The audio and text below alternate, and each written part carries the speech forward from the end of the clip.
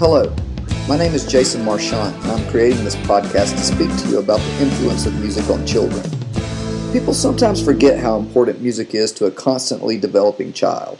Music is a natural way to capture a child's attention and imagination, and as it turns out, it has a huge impact on a child's body and mind. Dancing, listening, and playing to a beat can shift a child's mood, keep him or her cooperative, and help them express emotions. Music makes even the most mundane tasks quicker and less stressful for you and the child.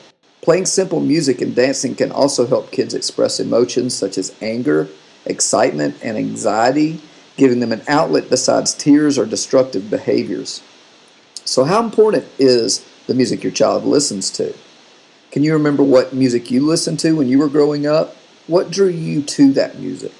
Was it an innate liking of the way the song moved? Was it the lyrics, or was it simply your friends, siblings, or what your parents were listening to? Today's music moguls own, endorse cars, to jewelry, to clothes, and alcoholic beverages, non-alcoholic beverages, which has a major impact on what your children see. If you don't think that your child is paying attention, you're wrong. Children are so accustomed to singing from mommy with baby talk, it triggers a soothing stimulation that evokes them to pay attention. It's almost automatic, so be careful what music you play around your kids. Enjoying or disliking music or noise develops earlier than you might think. It develops before a child's even born. The ear is fully developed in the third trimester before birth. So an unborn child or a child in early infancy, music represents movement. It is participating and flowing with the activity and stimulation. While the child is in deep relaxation, it can have this effect, and when the child is at full attention, it can have this effect. Everything from TVs to humming air conditioners can affect a child's mood or disrupt his or her sleeping habits. Brings me to an interesting finding.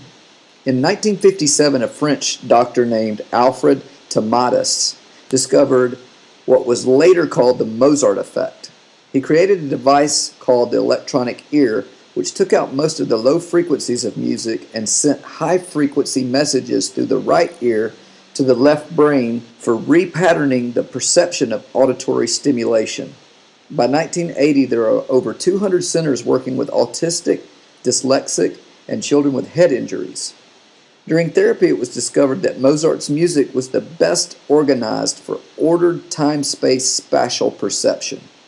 Later in the 1990s, new research suggested that some of Mozart's music may be beneficial for developing spatial intelligence as well. In short, music can help the mind relate to what can trigger the body to heal itself. That's pretty awesome. I also have a friend who is the charge nurse for UAB's neonatal intensive care unit. She's told me numerous stories about how music therapy has impacted struggling neonates to achieve unbelievable results. Results that can only be related to how the child responded to stimulation created by music therapy.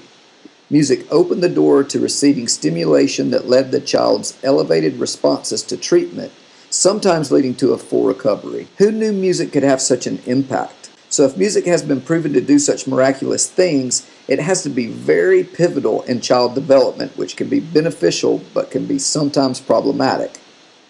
Music can influence everything from the way a child talks to the way they dress. Most all wardrobes for teens are inspired from music. When I was growing up, musical gaps were being crossed between rock and hip-hop. Bands like Run DMC and Aerosmith were collaborating. This sparked a generation of what we now see in popular music culture.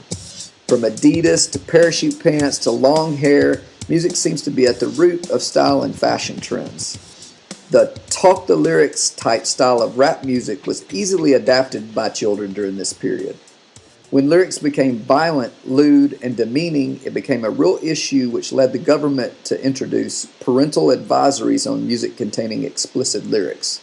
Children are like sponges. They absorb so much information in such a short amount of time, and the easier, more catchy the melody to a song is, the more children try to relate to what's being said in the song.